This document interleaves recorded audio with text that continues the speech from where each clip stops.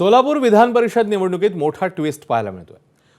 काँग्रेस उमेदवाराचा अर्ज बाद झाल्यावर सोलापूरची निवडणूक बिनविरोध होण्याची शक्यता होती, मात्र केवळ एका व्यक्तीच्या इगोमुळे ही निवडणूक लागल्याचा आरोप भाजप नेत्यांनी केला।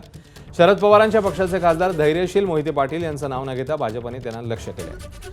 भाजपच्या बड्या नेत्याने निवडणूक बिनविरोध होण्यासाठी मोहिते पाटील यांना कॉल केल्यावर शरद पवारांची राष्ट्रवादी अर्ज माघारी घेणार अशी चर्चा होती, मात्र सोलापूर जिल्ह्याचे पालकमंत्री जयकुमार गोरेंना मोहिते पाटलांना बिनविरोधसाठी कॉल किंवा निरोप दिला गेला नसल्याने ही निवडणूक लागल्याची चर्चा आहे। सोलापुरात भाजप उमेदवार राजेंद्र राऊत आणि राष्ट्रवादी शरद पवार पक्षाचे उमेदवार वसंतराव देशमुख यांच्यामध्ये थेट लढत होणार आहे, त्यामुळे गोरे की मोहिते पाटील कुणाचं पारडं जड ठरणार पाहणं महत्त्वाचं आहे।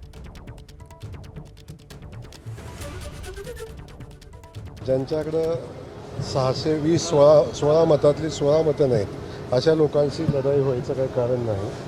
ही लढाई जी आहे ही औपचारिकता आहे आणि औपचारिकता आम्ही पूर्ण करू 18 तारखेला।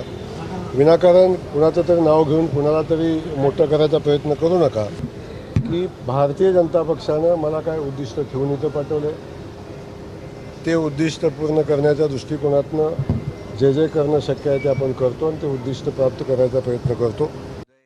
लगेच 16 मतं माझी आहेत म्हणून पालकमंत्र्यांनी जाहीर केलेलं आहे। मी 16 मतापासून सुरुवात करतोय आणि 600 मतं अदृश्य आहेत, ती अदृश्य शक्ती माझ्या मागे आहे। सगळं दिसेल निकालाच्या वेळेस तुम्हाला।